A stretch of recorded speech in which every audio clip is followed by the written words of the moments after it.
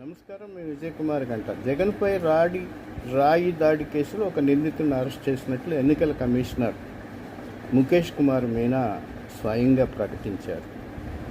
అంటే ఈ కేసులో ఎన్నికల కమిషనరు పోలీసులు జరిపేటువంటి దర్యాప్తుపై పూర్తి స్థాయిలో నిఘా ఉంచారనేది అర్థమవుతుంది. అంతేకాకుండా కేంద్ర ఎన్నికల పరిశీలకులు ఈ కేసుపై ప్రత్యేకంగా విచారణ జరిపి ఒక నివేదికను తయారు చేసి కేంద్ర ఎన్నికల సంఘానికి పంపించారని, కేంద్ర ఎన్నికల సంఘం తదుపరి చర్యలు తీసుకుంటుందని స్పష్టం చేశారు.